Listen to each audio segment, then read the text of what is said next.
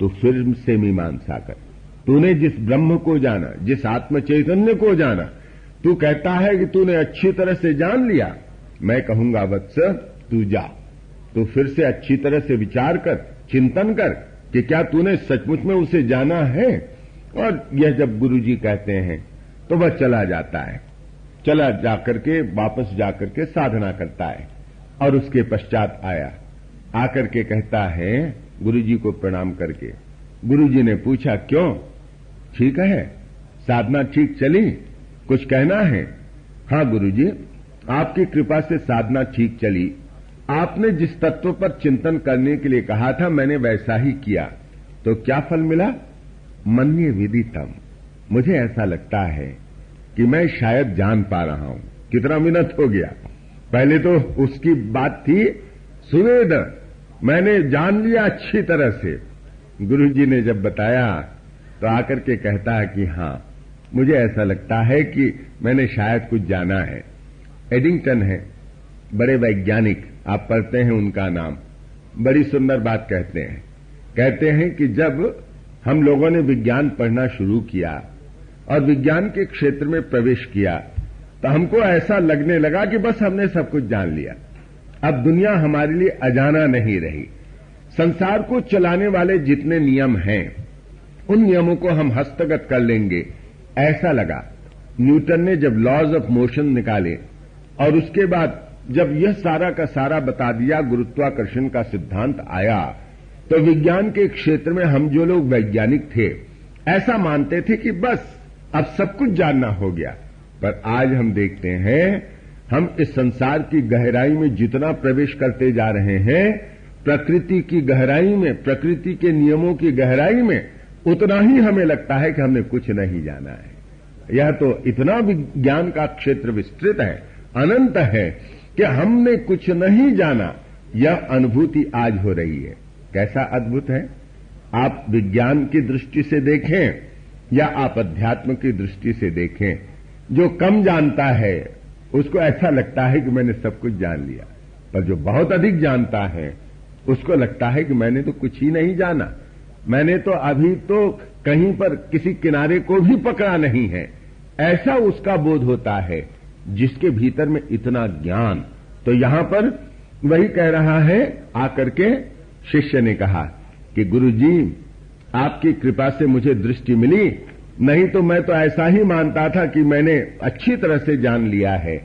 ऐसा लगता है कि मैंने उस तत्व को जान लिया। मन्ये विदितम, बहुत विनीत भाव से। किस प्रकार से तुमने जाना? गुरुजी ने पूछा। अच्छा बताओ, ठीक है, तुम कहते हो कि तुमने जाना, किस प्रकार से जाना? नाहम मन्ये सुवेदेति, मैं ऐसा नहीं कहता कि मैंने अच्छी तरह से जान लिया। नून वेदेति वेदच, पर यह भी नहीं कहता गुरुदेव कि मैंने नहीं जाना है। योनस तद्वेद तद्वेद नून वेदेति वेदच, हम में से जो लोग ऐसा जानते हैं उस आत्म तत्व के संबंध में कि न तो मैं उसे जानता हूं और न तो मैं उसे नहीं जानता, वही ठीक ठीक जानता है। देखा आपने, बताने का जो क्रम है, यह क्रम कैसा विचित्र है, विरोधाभास है, दिखाई देता है। एक बार फिर देखने की चेष्टा करें। सुवेद का मतलब क्या है? अच्छी तरह से जानने का मतलब जो इंद्रियों की पकड़ में आए, जिसको हम प्रत्यक्ष प्रमाण कहते हैं। प्रत्यक्ष प्रमाण का तात्पर्य आंखें देखती हैं, कान सुनते हैं, ये इन ज्ञानेन्द्रियों के माध्यम से जो ज्ञान आता है वह प्रत्यक्ष प्रमाण। प्रमाण का मतलब, प्रमा माने ज्ञान, और प्रमाण का मतलब जिस तरीके से ज्ञान आए, ज्ञान आने की पद्धति, ज्ञान की प्रक्रिया, उसको कहते हैं प्रमाण। अब प्रत्यक्ष प्रमाण माने जो बिल्कुल आंखों से देखा जाए, कानों से सुना जाए। तो आत्मा के संबंध में क्या ऐसा कहा जा सकता है? कहते नहीं कहा जा सकता, क्योंकि आत्मा तो इंद्रियों की पकड़ का विषय है ही नहीं, बता ही दिया। फिर क्या आत्मा पकड़ में ही नहीं आ सकता? तो फिर उसका ज्ञान कैसे? नहीं नहीं, एक तरीका है। वह तरीका क्या है? अनुभूति का तरीका है। अनुभूति में वह आत्म तत्व आता है। जैसे वेदना किसी ज्ञानेन्द्रिय की पकड़ में नहीं आती, पर अनुभूति की पकड़ में आती है। अनुभूति के द्वारा संवेदना का बोध होता है। ठीक इसी प्रकार आत्म तत्व का, चैतन्य तत्व का बोध होता है अनुभूति के माध्यम से। हम पढ़ते हैं श्वेताश्वतर उपनिषद में जो ब्रह्म गोष्ठी भरी, वहां पर श्वेताश्वतर ऋषि या जो भी उनका नाम रहा हो, उन्होंने प्रश्न बीज उपस्थित किया। किम कारणम ब्रह्म कुतस्म जाता जीवाम केन क्वच संप्रतिष्ठाः अधिष्ठिताः केन सुखेतरेषु वर्तामहे ब्रह्म विदो व्यवस्थाम। और फिर एक एक ब्रह्म व्यक्ति जो ब्रह्म ज्ञानी कहलाता था, ब्रह्म का जानकार खड़ा होता है और फिर कहता है कि मेरे मतानुसार इस विश्व का कारण काल है। किसी ने कहा स्वभाव है, तो दूसरे मंत्र में कहा गया है काल स्वभावो नियतिर यदृच्छा भूतानि योनि पुरुष इति चिंत्या संयोगमेशाम न तो आत्मभावात जीवाप्यनीशा सुख दुख हेतु। एक एक व्यक्ति ने एक एक मानो कारण बताया। किसी ने कहा काल, किसी ने कहा स्वभाव, यूं इस प्रकार से। अब यहां पर भगवान भाष्यकार ही इसके भाष्यकर्ता हों या अन्य शंकराचार्य कोई हों, जैसा हमने कहा था, हमारा व्यक्तिगत मत है कि आद्य शंकराचार्य ने इस पर भाष्य नहीं लिखा। अन्य किसी शंकराचार्य ने जो उस गद्दी पर आसीन हुए थे श्वेताश्वतर पर भाष्य लिखा, पर बड़ा सुंदर है। वे कहते हैं कि एक श्वेताश्वतर ऋषि जब सबकी बात सुन लेते हैं तो वे स्वयं उठ करके खड़े होते हैं और फिर वे क्या कहते हैं? कहते हैं कि देखिए, आपने कहा कि संसार का कारण, विश्व का कारण, जगत का कारण काल है। आप में से एक ने कहा वह स्वभाव है, आप किसी ने कहा नियति है, किसी ने कहा यदृच्छा, आकस्मिकता, एक्सीडेंटलिज्म यह है।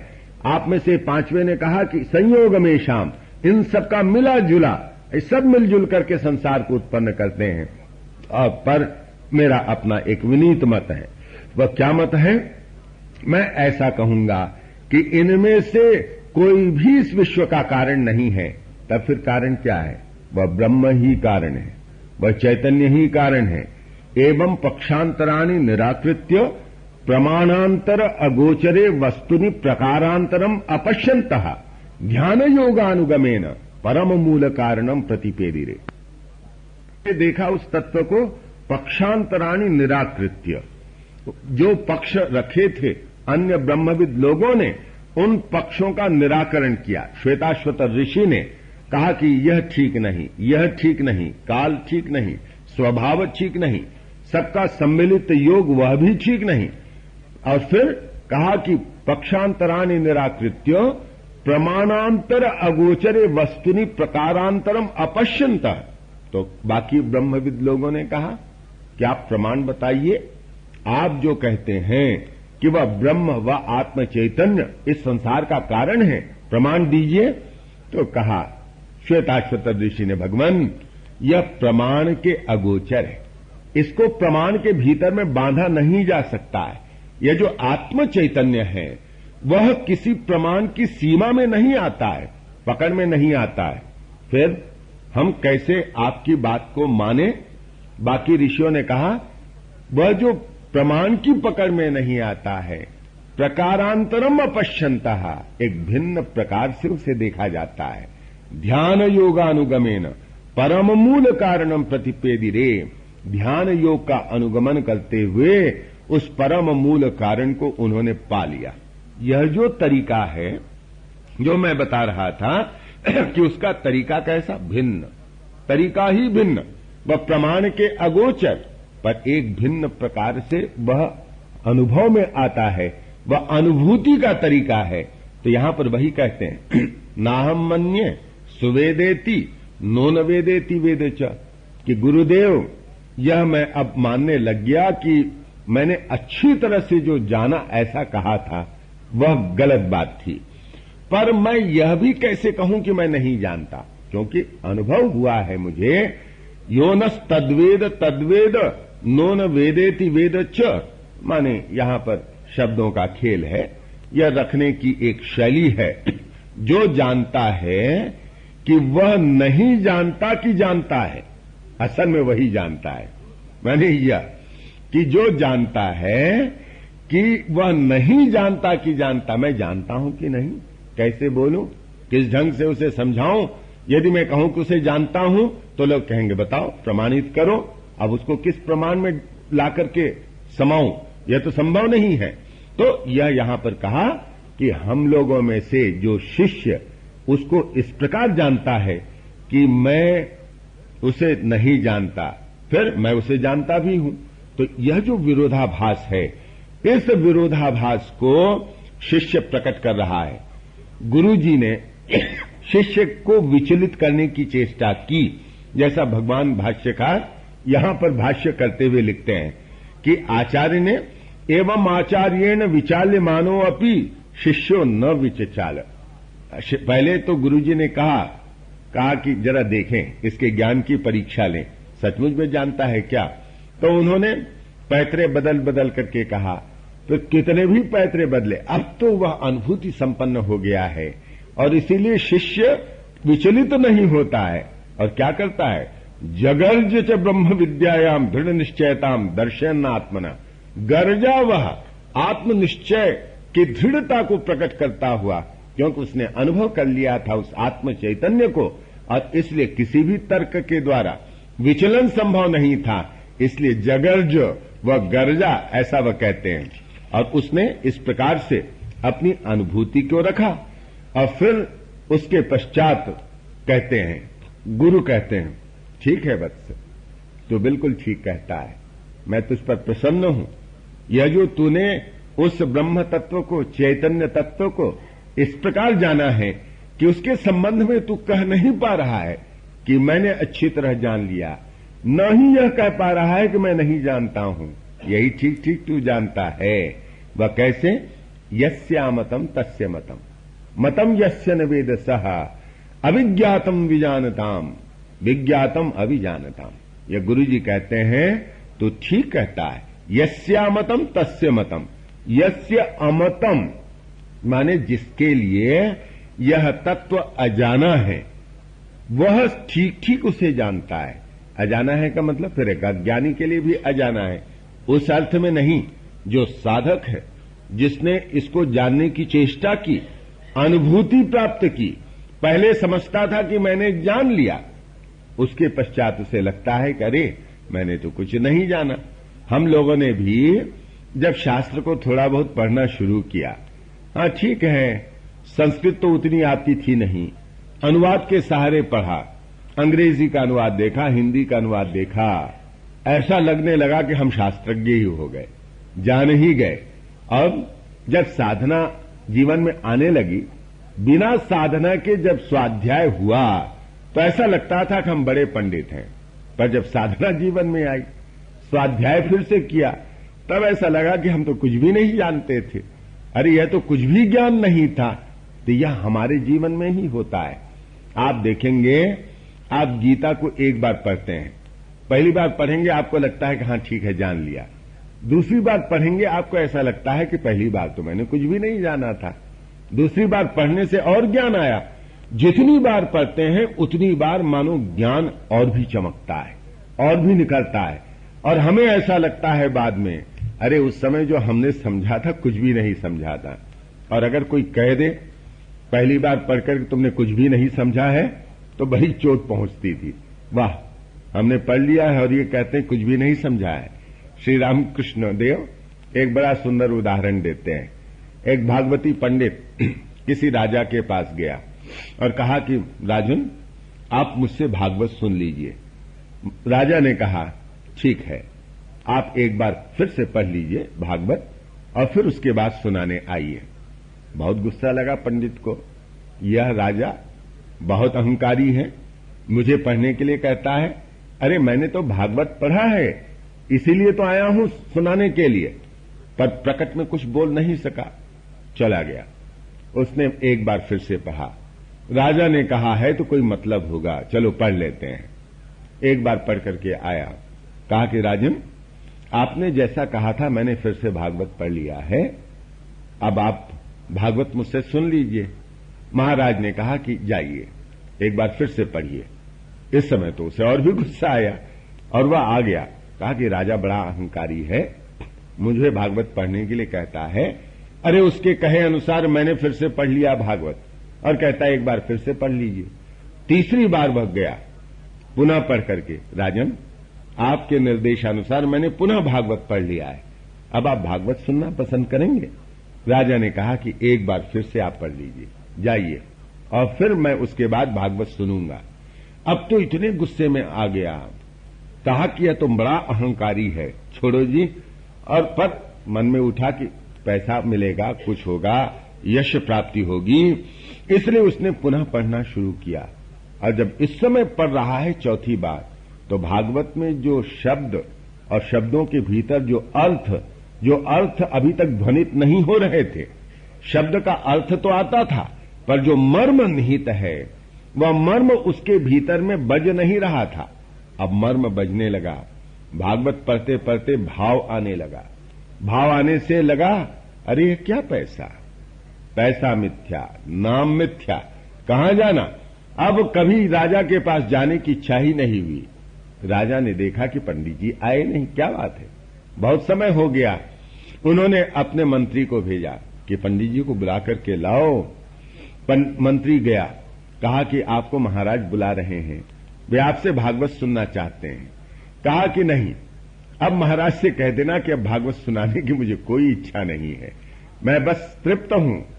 कहा नहीं, फिर भी चलिए। तो कैसे भी पंडित जी राजी होते जाने के लिए, और जाकर के पंडित जी ने कहा, महाराज आप मेरे गुरु हैं, आपने मेरी आंखें खोल दी, अब भागवत सुनाने की इच्छा नहीं, आपने पढ़ने के लिए कहा, अब ठीक ठीक लगता है कि मैंने भागवत पढ़ा है। यह प्रश्न तो इसी प्रकार यस्या मतम तस्य मतम, मतम यस्य न वेद सह, कि जो ऐसा मानता है कि मैं नहीं जानता, इसका मतलब अज्ञानी भी मान सकता है, जिसको कुछ नहीं मालूम वह सही मानता है कि मैं कुछ नहीं जानता।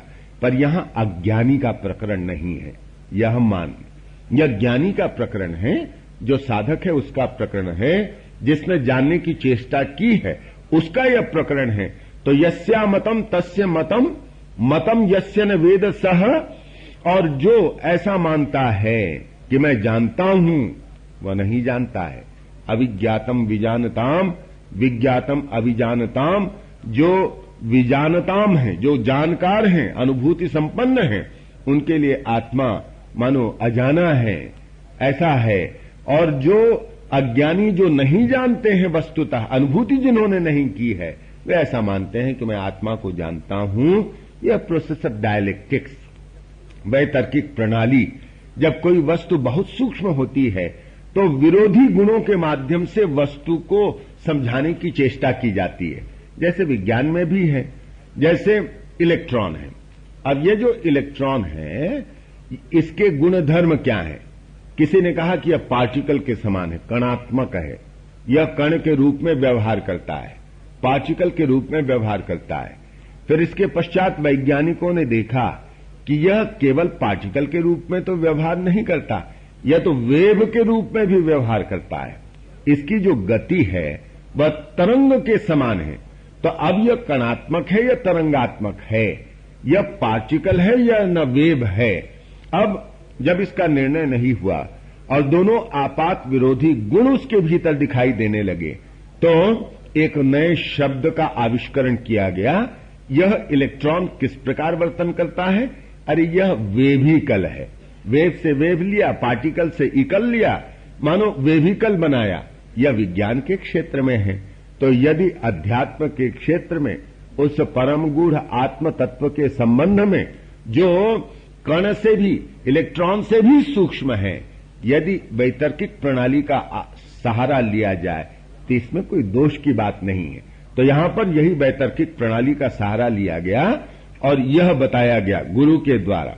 अब फिर कहते हैं, प्रतिबोध विदितम मतम अमृतत्वम ही विंदते, आत्मना विंदते वीर्यम, विद्या विंदते अमृतम। देखो शिष्य, तुम देखोगे जब तुमने इस प्रकार अनुभव उस आत्म चैतन्य का प्राप्त कर लिया, तो प्रतिबोध विदितम मतम, हर बोध में, वृत्ति में, माने मन की हर वृत्ति में, मन जहां भी जा रहा हो उस वृत्ति में आत्म चैतन्य उद्भासित होता है। तो मैं आत्मद्रष्टा यदि हो जाऊं तो मेरे सामने ये जो मन की वृत्तियां हैं, तो मन की वृत्तियां मुझे चैतन्यवान दिखाई देती हैं, अपनी चेतनता के कारण नहीं, बल्कि मैं देखता हूं मन की हर वृत्ति के पीछे आत्म चैतन्य है। मैं उस आत्म चैतन्य का अनुभव करता हूं और यह अनुभव करता हूं कि मैं ही वह आत्म चैतन्य हूं। प्रतिबोध विदितम मतम, हर बोध में, हर वृत्ति में मुझे उस आत्मा का प्रकाश दिखाई देता है। जैसे इलेक्ट्रिसिटी है, विद्युत है, और मैं देखता हूं पंखा है, बल्ब है, हीटर है, इत्यादि है, और यदि मैं थोड़े ध्यान से विचार करता हूं तो मैं बिजली को ही देखता हूं।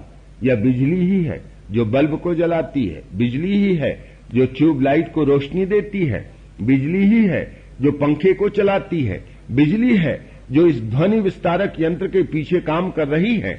जैसे यह उदाहरण है, वैसे ही अध्यात्म का, अनुभूति का वह उदाहरण है कि मेरे हर बोध में, हर वृत्ति में वही आत्म चैतन्य प्रकाशित है। उसी के कारण हर वृत्ति में चेतनता आती है, नहीं तो वृत्ति तो जड़ है, मन तो जड़ है। यह यहां पर प्रतिबोध विदितम मतम अमृतत्वम भी विंदते आत्मना विंदते वीर्यम। जब प्रतिबोध विदितम मतम, जब ऐसा हो गया, ऐसा मैंने जान लिया, इस प्रकार से आत्म तत्व को जाना कि वह मेरी हर वृत्ति का प्रकाशक है, हर बोध के पीछे वही प्रकाशक के रूप में विद्यमान है, ऐसा जब मुझे अनुभव हुआ तो अमृतत्वम ही विंदते। उस समय वह जो साधक सिद्ध हो जाता है, अमृतत्व का अधिकारी हो जाता है। अमृतत्व का अधिकारी का मतलब मर करके नहीं, हम देखेंगे आगे के मंत्र में, आत्मना विंदते वीर्यम। और क्या करता है, यह जो उसने उस आत्म तत्व को जान लिया, उसके द्वारा उसे वीर्य मिलता है, यहां शक्ति मिलती है, बल मिलता है। मैं आत्म तत्व हूं, मेरे सामने कौन सी बाधा है। मैं अगर पहाड़ से कहूं तू चूर चूर हो जा, पहाड़ चूर चूर हो जाएगा। ऐसी शक्ति उसके भीतर में आ जाती है। स्वामी विवेकानंद शक्ति का पाठ पढ़ाते हैं। तुम आत्म तत्व हो, तुम्हारे कहने से सूरज चमकता है, तुम्हारे कहने से सूरज की गति होती है। जैसे कहा गया है, भयातस्य सूर्य स्तपति, भयातस्य अग्निस्तपति, भयात तपति सूर्य, भयात इंद्रश्च वायुश्च, मृत्युर्धावति पंचमा। यह ऐसा आत्म तत्व है जिसके भय से अग्नि जलती है, जिसके भय से सूर्य प्रकाशित होता है, और जिसके भय से यह वायु, यह इंद्र और यह मृत्यु अपना खेल दिखाती है। मैं यदि ऐसा आत्म तत्व हूं, ऐसा बोध हो गया, तो कहते हैं कितनी शक्ति मुझे नहीं आएगी। भगवान भाष्यकार यहां पर लिखते हैं, शक्ति का एक तरीका वह है जहां पर हम भिन्न भिन्न औषधि के माध्यम से जीवन में शक्ति पाने की चेष्टा करते हैं, पर वे कहते हैं कि देखो, वे जो शक्ति देने वाली औषध है, जो दवाएं हैं, वे तो क्षणिक शक्ति देती हैं, उसके पश्चात औषध कारगर नहीं होती है। पर यह जो आत्म तत्व है, यह ऐसी औषध है, ऐसी दवा है कि यह जो शक्ति मुझे मिली कभी समाप्त नहीं होती। उस बल से मैं हरदम बलवान बना रहता हूं। तो कहा कि आत्मना विंदते वीर्यम, विद्या विंदते अमृतम। और ये जो विद्या है वह मुझे अमृत बना देती है। तो आत्मा मुझे शक्ति प्रदान करती है, और आत्मा संबंधी जो विद्या है वह मुझे अमृतत्व देती है। तो अमृतत्व का क्या मतलब है, यह 5वें मंत्र में बताया, जिस मंत्र की चर्चा करके आज हम अपनी वाणी को विराम देंगे।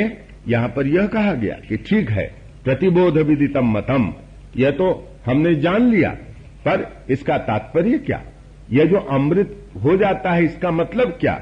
यह चेद वेदित अथ सत्यमस्ति, न चेदिहा वेदित महती विनष्टि, भूतेषु भूतेषु विचित्य धीराः प्रेत्यस्मात् लोकात् अमृता भवन्ति, यह चेत वेदित अथ सत्यमस्ति। यदि इसी जीवन में हमने जान लिया तो कहा महान लाभ है, महान लाभ है। इस आत्म तत्व को इसी जीवन में जानो। एक जीवन मुक्ति और दूसरी है विदेह मुक्ति। ये दो धारणाएं हैं। विदेह मुक्ति का मतलब कि मुझे मुक्ति मिलेगी जब शरीर छूट जाएगा तो मैं फिर मुक्त हो जाऊंगा। इंद्रियों इत्यादि का जो बंधन है, अज्ञान का बंधन है, वह पूरी तरह से समाप्त हो जाएगा। और दूसरी धारणा है जीवन मुक्ति की। इसी जीवन, इसी शरीर के रहते मैं मुक्ति का बोध करूंगा। यह जो बंधन मन मुझ पर लगाता है, इंद्रियां मुझे बांधने की चेष्टा करती हैं, नहीं बंधन मुझ पर लगेगा। मैं आत्म तत्व हूं, मुझको कौन सा बंधन बांध सकता है। तो यहां पर वही कहा गया कि यह शरीर के मरने के बाद अनुभव में आवे, तो कौन जानता है कि अनुभव में आवे। किसने देखा है कि मनुष्य मुक्त हो जाता है, अनुभूति में कहां आता है। कहते हैं अरे इसी जीवन की बात है, हम मरने की बात थोड़ी ही कहते हैं। इसी जीवन में वह मुक्ति का अनुभव करता है। वत्स, तुम इसी जीवन में अनुभूति पाओगे और इस जीवन मुक्ति की अवस्था का अनुभव करोगे। यह चेत अवेदित अथ सत्यमस्ति न चेद यह वेदित। यदि इस जीवन में इस आत्म तत्व को प्राप्त नहीं किया, महती विनष्टि, बड़ी हानि है। भूतेषु भूतेषु विचित्य धीराः प्रेत्य अस्मात् लोकात् अमृता भवन्ति। भूतेषु भूतेषु, हर प्राणी में उस आत्म चैतन्य को देखते हुए, प्रेत्य अस्मात् लोकात्, दो अर्थ हो सकते हैं। इस लोक से जाने के बाद, या प्रेत्य अस्मात् लोकात् माने यह जो लोक मैंने अपना खड़ा किया है, मेरा लोक क्या है, यह शरीर मेरा लोक है। मैं जहां निवास करता हूं उसको लोक कहते हैं। तो आत्मा अभी कहां निवास कर रहा है, इस शरीर में। इस शरीर में मैं रहता हूं, यह मेरे लिए लोक है। ये इंद्रियां मेरे लिए लोक हैं। इन इंद्रियों के बंधन से हट करके मैं अमृत का उपभोग करता हूं। इस लोक के बंधन को मैं क्षीण कर देता हूं, यह तात्पर्य। तो भगवान भाष्यकार यह तात्पर्य लेते हैं कि मरने के बाद वहां पर किसी लोक में व्यक्ति चला जाए वह दूसरी बात है।